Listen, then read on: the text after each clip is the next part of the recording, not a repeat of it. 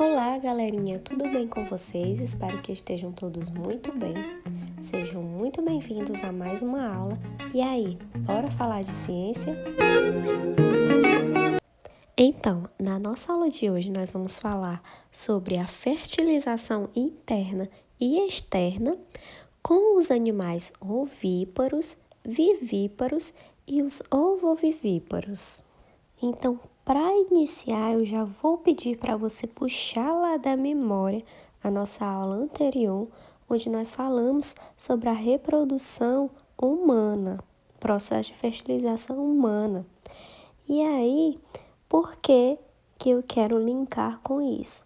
Porque assim como os seres humanos, os animais, a reprodução dos animais também envolvem células especiais, que são as células reprodutivas, os gametas. Então, um novo indivíduo é gerado a partir de um gameta masculino, chamado espermatozoide, e de um gameta feminino, chamado óvulo. Dessa informação eu tenho certeza que vocês já sabem. Porém, nos animais, esse processo de fertilização pode acontecer de forma não só interna, mas externa também. Como assim? Vou explicar. A gente vai começar pela fecundação interna. Então, os comportamentos animais de acasalamento, eles são muito variados. Há espécies em que os espermatozoides são depositados pelo macho no interior do corpo da fêmea, ou seja, dentro, e nesse caso é o que nós chamamos de fecundação interna, ou seja, ocorre o ato de depositar o espermatozoide dentro do corpo da fêmea, tá? No processo de fecundação externa, que já são outras espécies, por exemplo, os peixes não participam do processo de fecundação interna, então já são outras espécies diferentes. Na fecundação externa, como eu estava falando, acontece o seguinte: o macho e a fêmea se aproximam um do outro e aí depositam os seus gametas no ambiente onde ocorre a fertilização, ou seja, não há nenhum depósito de material dentro do corpo da fêmea para acontecer a reprodução ali.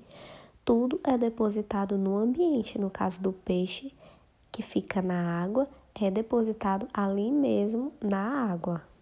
Nos próximos minutos desse vídeo, vocês vão ver um processo de fecundação externa real, são imagens reais acontecendo, tá? Então prestem bastante atenção, porque é muito interessante. Estes peixes estão cavando um ninho no leito do riacho. É época de acasalamento. Um macho e uma fêmea, lado a lado, liberam suas células sexuais na água. Os espermatozoides do macho e os óvulos da fêmea se unem fora de seus corpos.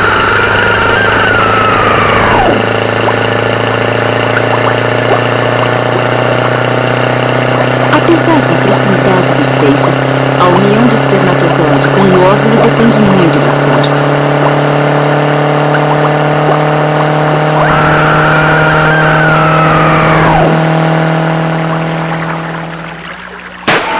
Os peixes cobrem os ovos, mas nem todos serão fecundados.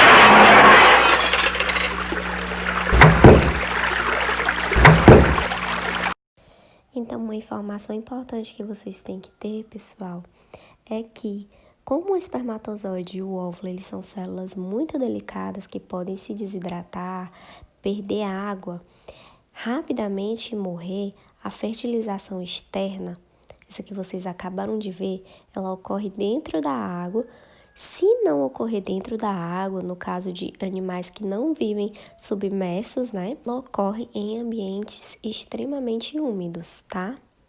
Então, como vocês já entenderam o que é uma fertilização interna e externa, então agora vocês vão entender como é que acontece o processo de fertilização em cada um dos animais ovíparos, vivíparos e ovovivíparos. Olá, oitavo ano! Quero começar a aula de hoje te mostrando essas três imagens. Olha só, temos aqui um peixe que vive em ambiente aquático, temos um sapo que inicia sua vida no ambiente aquático e depois, na fase adulta, ele vive no ambiente terrestre, mas sempre próximo da água, e temos também um urso, que é um animal completamente adaptado à vida terrestre.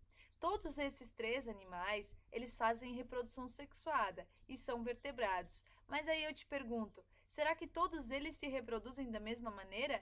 Será que todos eles fazem o mesmo tipo de reprodução sexuada? Vamos aprender mais sobre isso na aula de hoje. Depois da fecundação, vai acontecer o desenvolvimento do organismo. E aí o zigoto, que é a primeira célula que foi formada, ele vai passar por divisões mitóticas, ou seja, por divisões celulares, que a gente já estudou, que é conhecida como mitose. E aí, conforme acontece o desenvolvimento desse organismo, ele vai receber alguns nomes, algumas classificações, dependendo da maneira como ele se desenvolve dentro ou fora do corpo da fêmea. Essas classificações são vivíparo, ovovivíparo ou ovíparo. Não sei se você já ouviu falar nessas palavrinhas, creio que já deve ter ouvido falar assim. Vamos ver o que cada uma delas significa. Vamos começar com os animais ovíparos. Os ovíparos são aqueles que colocam ovos, mas que o embrião ele se desenvolve fora do corpo da mãe. Então eu trouxe aqui alguns exemplos para você. Veja só, a galinha, o ornitorrinco, que é um mamífero que coloca ovos, a rã ou o sapo, que também coloca ovos. Todos esses animais botam ovos e o embrião ele se desenvolve fora do corpo da mãe. Esse embrião ele vai buscar nutrientes dentro do próprio ovo, tá? Então aqui um exemplo típico seria o da galinha, que você já deve ter observado. Então a galinha ela vai colocar o ovo, mas ali o pintinho ele vai se desenvolver fora do corpo da galinha, não é mesmo? Então essa é a característica dos animais ovíparos. Vamos falar agora dos animais ovovivíparos. Esses animais, eles também colocam ovos, mas qual é a diferença? A diferença é que esses ovos ficam dentro do corpo da fêmea até terminar o desenvolvimento do embrião. Então, eu trouxe aqui 2 exemplos para você. Veja só o exemplo do tubarão. Então, temos ali na imagem um tubarão adulto fêmea, né? Os ovos ficam dentro do corpo da mãe, os embriões saem do ovo, mas permanecem dentro do corpo da mãe, e aí sim acontece o nascimento. Então, esses animais também colocam ovos, mas o embrião, ele se desenvolve dentro desse ovo, dentro do próprio corpo da mãe. Tudo bem? Entendido? O mesmo ocorre com a serpente, que é um outro exemplo que eu coloquei aqui para você. E por último, temos os seres vivíparos, que são aqueles que têm o desenvolvimento interno. Então, o desenvolvimento do embrião acontece dentro do corpo da fêmea, acontece dentro do corpo da mãe. Mas qual é a diferença dos animais vivíparos para os animais ovovivíparos que a gente acabou de ver? A diferença é que os ovovivíparos, eles colocam ovos e o embrião ele vai se desenvolver dentro do corpo da mãe também. Mas esse embrião ele vai retirar nutrientes de dentro do próprio ovo, tá? Tudo bem? Entendido? Então, ele retira nutrientes de dentro do ovo. Já os animais vivíparos, eles não colocam ovos. E os nutrientes, esse embriãozinho, ele vai conseguir retirar os nutrientes da própria mãe. Então, tem a troca entre mãe e feto. E essa troca ela acontece por meio do cordão umbilical e da placenta. Então, essa é a principal diferença entre os animais vivíparos e também entre os ovovivíparos. Então, galera, é isso. Nossa aula de hoje chegou ao fim. Espero que vocês tenham entendido. Se não entenderam, podem me procurar no privado. Sei que ainda deve estar sendo muito difícil estudar em casa, mas crie uma rotina, crie um hábito para organizar os seus estudos, tá bom? Um grande beijo, fiquem com Deus, fiquem em casa e fiquem felizes.